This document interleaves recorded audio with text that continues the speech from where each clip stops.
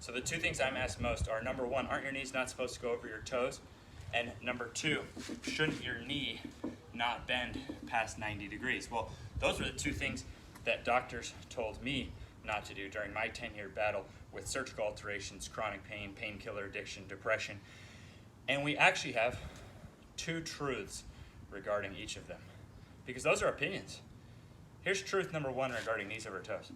Your knee goes over your toe when you go down steps. Truth number two is your knee goes over your toe when you walk backwards.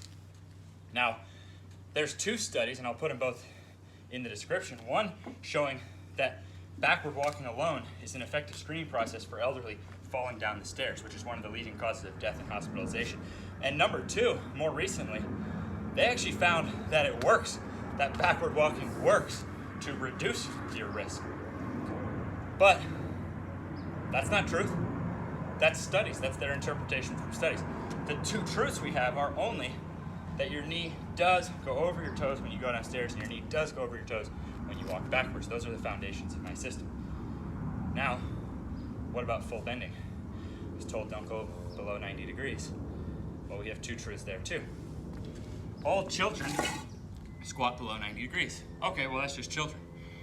In all areas where they don't have chairs to sit back into, they squat below 90 degrees.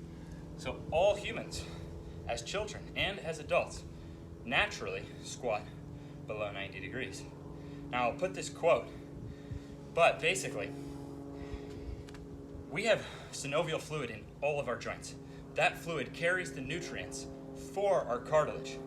When you take a joint, such as your knee or your hip, and you don't let it bend beyond 90 degrees, your body shuts that process down. It thinks you're not using it. It shuts down the synovial fluid so you don't get the nutrients to your cartilage. But again, that's what someone says about it. That's someone's interpretation. The only truths we have for certain are that children and people who don't have chairs squat below 90 degrees, and that going down the steps and that walking backwards puts your knees over your toes. Those are the four truths that my system is built on. Now I'm getting success stories from 80, 90-year-olds. You can see my results. I put every single success story in my story that comes in. For every chronic condition that I've ever even heard of, we have success stories for it, but none of that is truth. I'm just doing my part. I'm just using those four truths. Those are the only things that are true regarding this. So because of that, I think we all have joint longevity potential much greater than we're broadly being told.